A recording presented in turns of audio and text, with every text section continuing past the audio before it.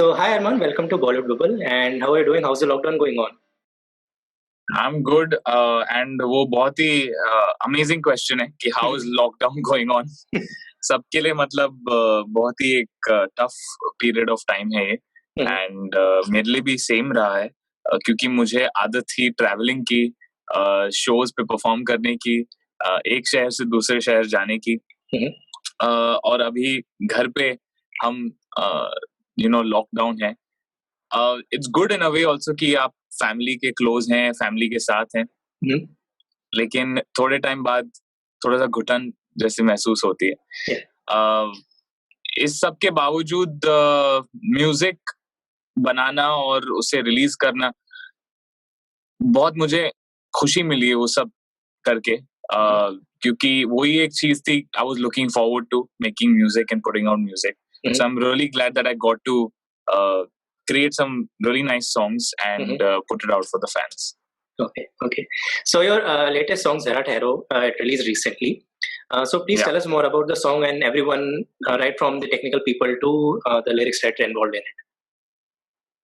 Well, the song was completely, made in lockdown. Or इसी studio में actually. This is the studio that I recorded the song in. Okay. And the lyrics and composition were already done, and it was initially decided that it would go into a movie, but given the scenario that movies aren't really releasing and उनके जो release plans हैं वो काफी shift हो चुके हैं, it's gone ऊपर नीचे. So we thought, we don't want to waste such a beautiful song waiting for such a long time. So let's put it out as a non-film single, and that's how it came about as one of my singles. And once we finished the recording, I started ideating on how I wanted to shoot this, because obviously we couldn't get out of my house or my building. Lockdown was really strict. And मैंने अपने जो भी footages हैं, I shot it myself at home. Myself, I mean my dad directed the video actually. Okay. He shot it on an iPhone, and despite all the shortcomings, we managed to get a great looking video, which doesn't seem like it's been shot from home and doesn't seem like a very lockdown kind of video. It's come out really beautiful. Even Mehreen Pirzada, who's the opposite, who's starring opposite me, she shot her stuff at her place and sent us the footage, and we edited together, and now it's out there for you guys to see and enjoy. So I think it's come together really beautifully. Rashmi Virag has written the lyrics, composed by Amal, sung by me and Tulsi Kumar. And just the combination of all of us together is really amazing. And me, Virag sir and Amal have teamed up on many songs like Bol Do Na Zara, Main Rahun Ya Na Rahun in the past. And after a very long time, we are coming back together with a song. So it's pretty special. Zara Thero is really special. It looks visually very beautiful, like everything, the way it is shot and it has been presented. Also, you're welcome. And also, it kind of goes with the, there's a sense of yearning in the song. So I would want to know that lyrically, what were the themes that you toyed around before the first draft happened? I think lyrically and thematically, the zone that we were going for was not just longing. It was more of a conversation between two individuals, between two lovers. And the first line itself, Zara Thero, Zara Baitho, Karni Hai Baatein. I think in today's life, today's day and age, all of us are living such fast lives. We are moving at such incredible speeds, and हम लोग काम इतने जल्दी कर रहे हैं. We're not getting time with ourselves or with the people we love, or just having a conversation with someone is not happening in today's day and age. We're just always on social media. We are leading digital lives. I think conversing and having a conversation with someone, having a deep conversation with someone, is something that I, as an individual, look forward to. It's something that I really, really enjoy. But not a lot of people communicate. Not a lot of people converse. So I think it's got that feeling as well, that emotion of telling people, ki, uh, where you tell people ki you need to speak to the people you love. You need to be speaking to the people that are close to you. And zara thero, zara baitho, karni hai thodi si baatein. There are so many things left unsaid. Let's speak them tonight, and let's speak them out. Let's not keep it inside. Not keep it inside of you.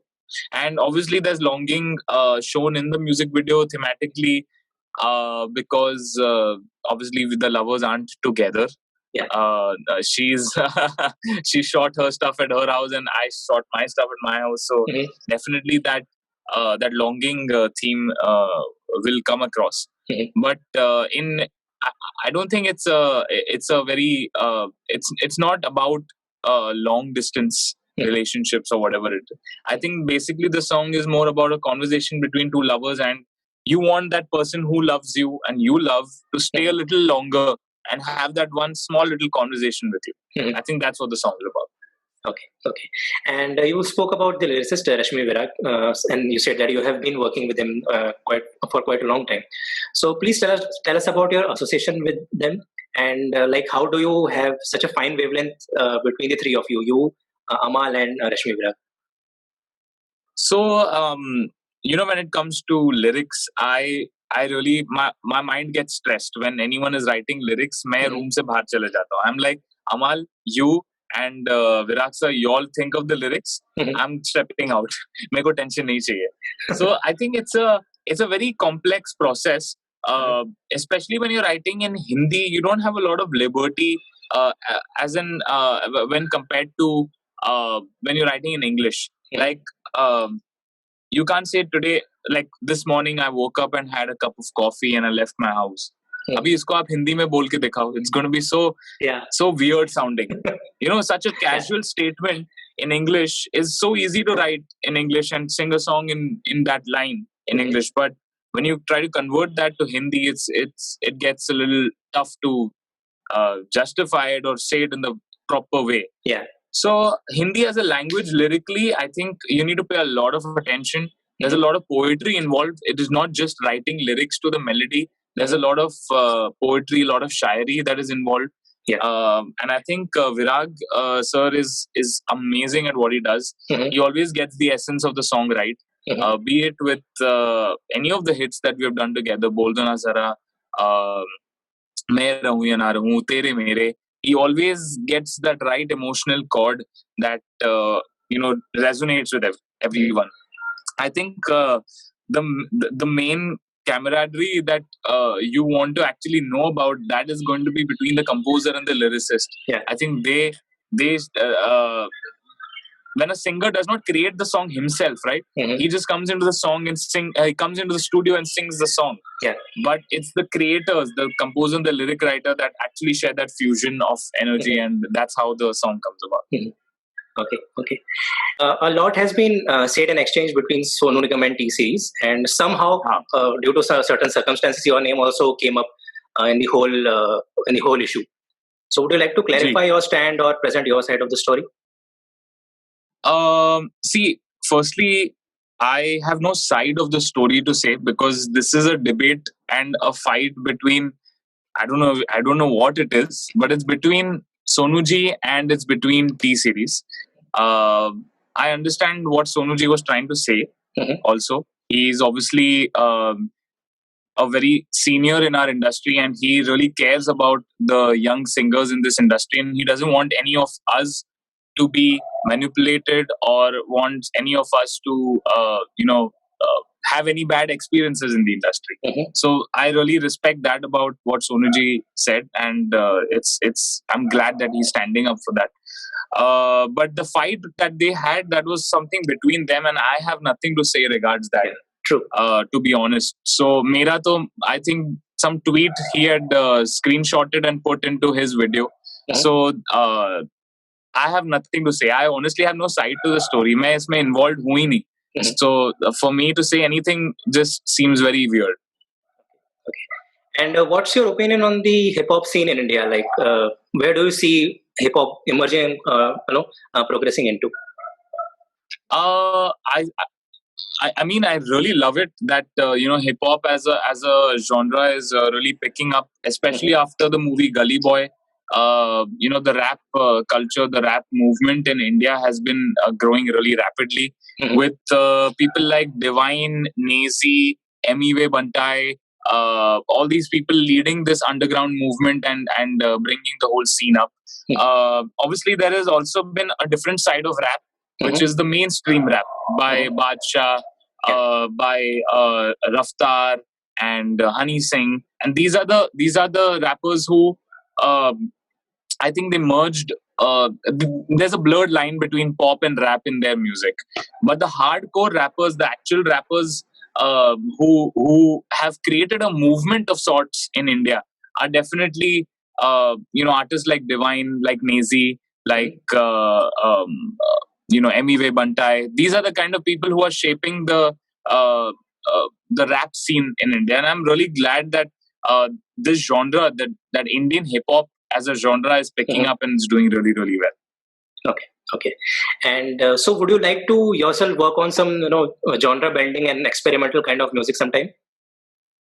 I would love to. To be honest, I really love all these artists that I mentioned. And for me, if the right track comes by and comes my way, I would love to collaborate with any of these guys and do a cross collaboration. I'm always open to changing my genres, and I'm not a very stuck up artist. Earlier this year, I released my English pop tracks, which was something that I've always wanted to do, and it's different for a Bollywood mainstream singer to kind of venture into mainstream pop and English global pop. So for me, I'm always looking at doing things differently, always doing things that others aren't doing. So that has been my drive. So yeah, I will definitely love to collab with these artists. Okay, wonderful. And music has seen a lot of change over the past few decades. Earlier, we have used to have composers like Ennio Morricone, those who had a solid grip on the room acoustics and the engineering behind the song also, apart from the musical part of it. Okay. This whole thing changed when bedroom producers kind of entered the scenario, like someone like Dr. Dre, if I say on a global level. So, do you think with that happening, with bedroom producers coming into picture, the nuances or the texture of the sound, they have kind of submerged somewhere? Do you feel that? Firstly, I want to know what is a bedroom producer. So, like someone who makes the music within the confines of their home and not particularly recording into a cathedral hall or something like that. I don't think that Dr. Dre was a bedroom producer. I think he is a legend. He's produced his music in a lot of studios, and if you see any of his documentaries, I think he has worked from the 80s, 90s until the 2000s. So it's not that he's a bedroom producer. I wouldn't call him a bedroom producer. That would be demeaning his stature as a producer. In general, I think calling someone a bedroom producer is not the right term. Yes, I understand. When you say that production used to happen in a very different way back in the day, and the way it does now seems kind of probably laid back, or at the comfort of your home and stuff like that. But I think good music is good music as long as you're producing good music which sounds good, which appeals to your fans and which touches people's hearts. I don't think whether if it's produced at your house or if it's produced in a $1 million studio with $1 million equipment, it does not matter today. Today, it's all about the song, and I think with time the sonics have improved. I know a lot of people feel that the new age sound is nothing compared to analog stuff. Like the digital stuff is nothing compared to the analog stuff, and like the gears and stuff that they used to use back in the day used to make a lot of difference to the track. Yes, I agree that used to make a lot of difference to the track, but I think as you progress further, you got to adopt new techniques, new ways of making music. And today also, I think in the new era of music, I don't think everyone is doing music that isn't sounding good. I think there are quite a few people who are making some amazing music, some beautiful music that touches people's hearts.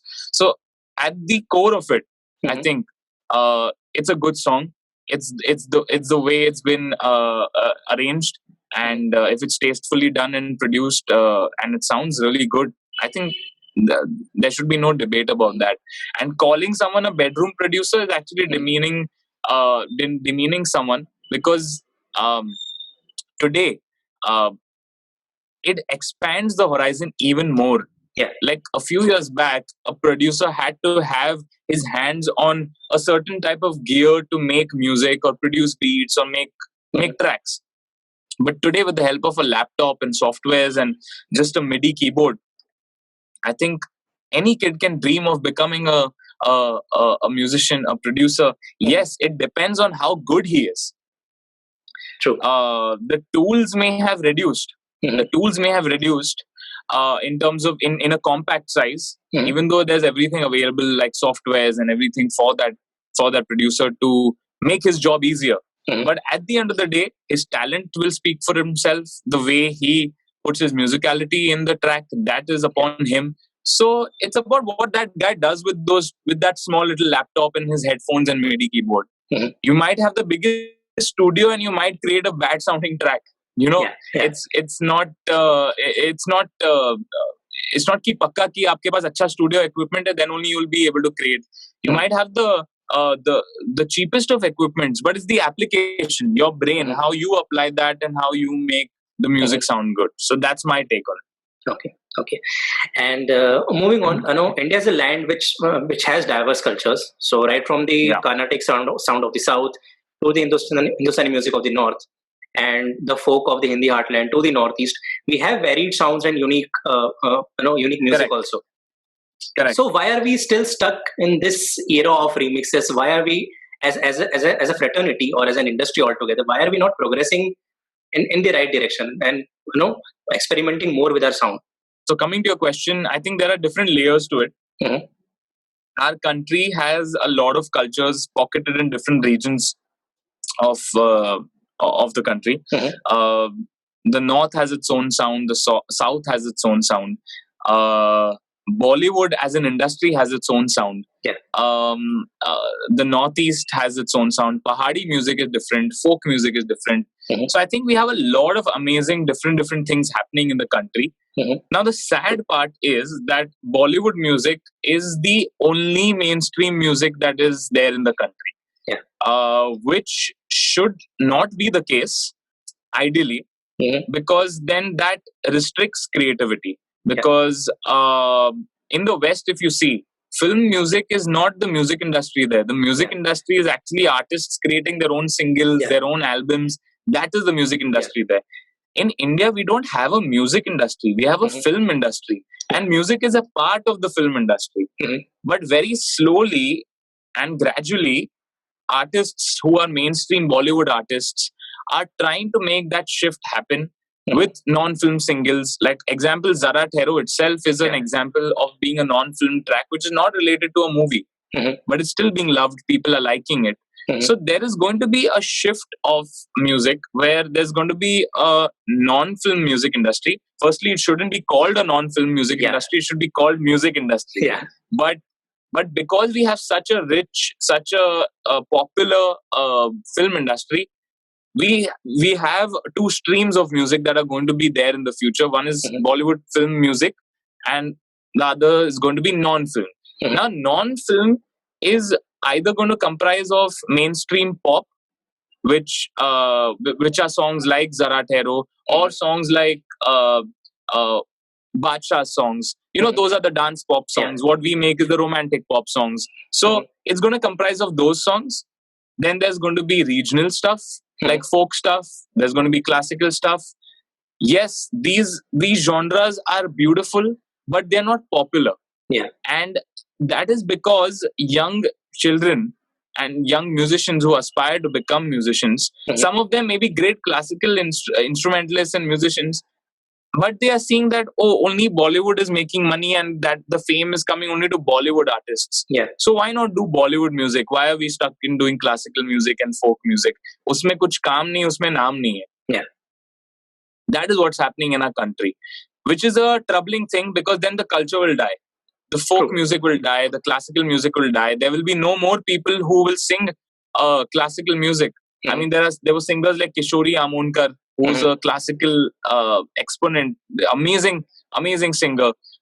But we need a line and branch of people who sing classical. But we can't see that because we're so bombarded with Bollywood music, and non-film music also is pop music. Yeah. So I think it's very important that young singers now that non-film is opening up as a branch of different music industry, I think young singers who have a liking towards classical music and folk music should start putting out a lot more content out there on YouTube, on social media. And mainstream people like the pop musicians or the Bollywood musicians should support that music and say and tell their fans that please listen to this kind of music.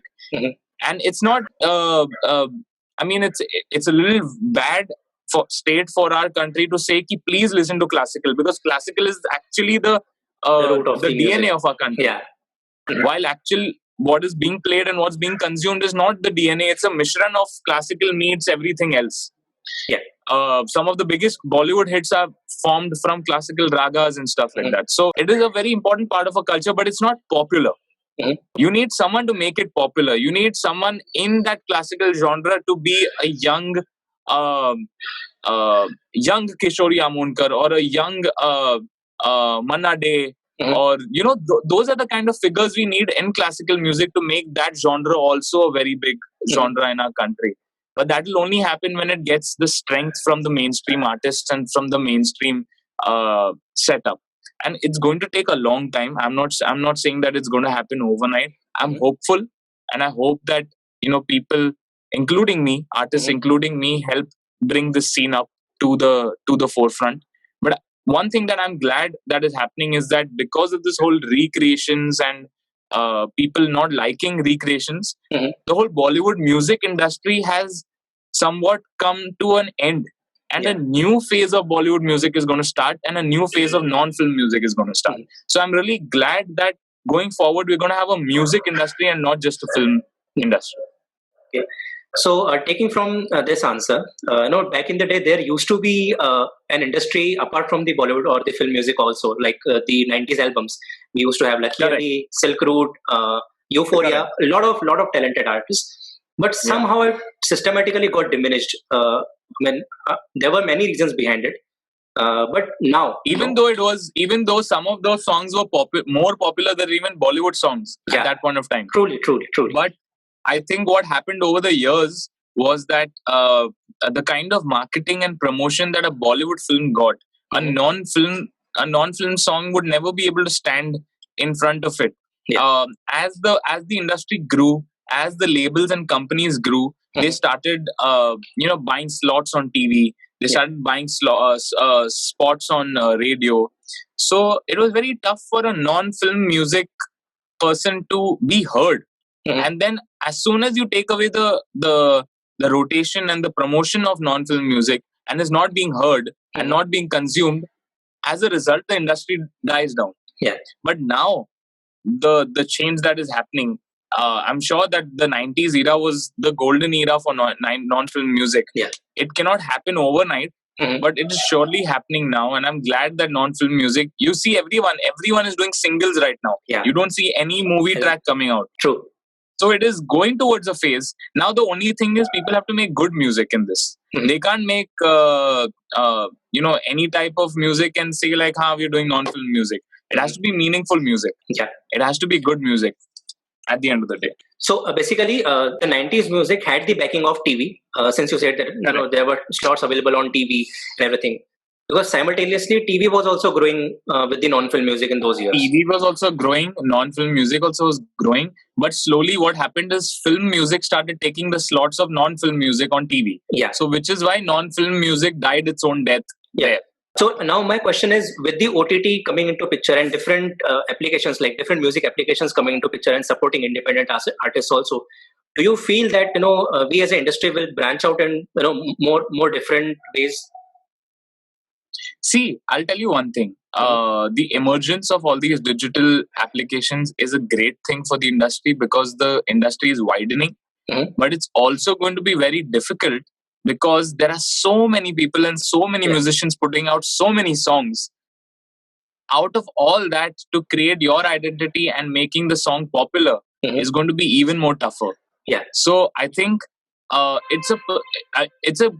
wouldn't see it as a con. It's not a negative, but I feel like there's going to be even more competition. There's going to be even more artists and singers putting their music out, and I see that as an emergence of a whole new breed of Indian musicians who first didn't have the courage to put out music because they thought that they will never get popular because Bollywood is what is popular. Yeah. But now they have the courage to put out their own music and independent stuff and get recognized. So I think it's great for OTT platforms to have come in terms of streaming.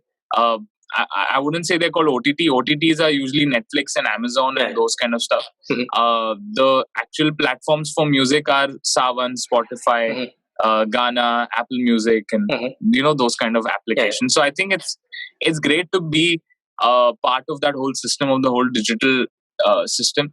But it again just doesn't depend on your song being out there. You've got to do a lot of promotions off digital also to make sure that your song does well on digital. So it's a mixture of many things, and I don't see a problem with these sites and platforms coming into play. And despite TV being such a big medium in our country, I see that TV slowly will start becoming redundant. With everything going digital, TV is going to be mostly like a computer. You'll go onto your TV and go onto Netflix or Amazon or any of these sites rather than going to actual channels. Yeah. So, I mean, even though TV has been a very big, important, a source of entertainment, source of recognition for a lot of people in India, it's going to change. Things are going to change. It is scary. But I think we all have to just embrace it and move forward. Anyone who does not embrace change does not move forward, is what I believe.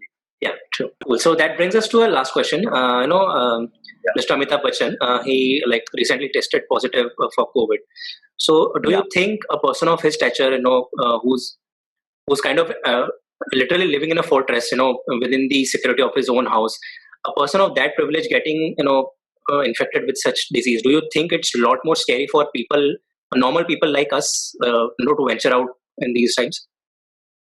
I think the I'm not a medical expert to kind of tell you how and why the virus is spreading so rapidly, but I can tell you for one thing for sure, that I don't see a lot of people actually paying attention to the social distancing rules and wearing the masks and sanitizing. I am very finicky. I make sure that I don't get out of the house until it's super, super urgent and I need something really urgently. But I mean, a few days back, I had put out a video saying that, I'm seeing so many people on the roads not wearing masks. They're just not wearing masks, and in their group of 6 to 7, they're smoking and they're doing their own thing, they're talking, and they're just not caring. But this virus is much more deadly than you might think. It might not result in I mean, it has resulted in death in many cases, but all of us need to be safe. It's not anymore just a thing like yaar hai COVID virus, but it's okay, we can still get out and do our thing. It is not that. It is really, really scary, and you have to make sure that you are taking care and using all the precautions that the government has given their guidelines. I think it's not only about people who live in buildings or mansions or bungalows and they're protected, escaping and making its way anywhere. Today it can be anywhere. It's really important to keep your immunity up, and secondly, you have to be safe. You can't just think nothing is going to happen to me and just walk out following any guidelines. So I want to just tell all the people to be as safe as possible. Cool. So with that, we have reached the end of our conversation. I would like to know if there was something that you would like to have answered and I may have missed out asking as a question. I don't think so. I think we have covered most of the stuff. So on that note, thanks a lot, Aman, for talking to us, and wish you all the best for Zara Heroin, many more views and hits on your latest song. Thank you so much. Yeah, Thank thanks a lot. Have a good day. Bye bye. you. Bye.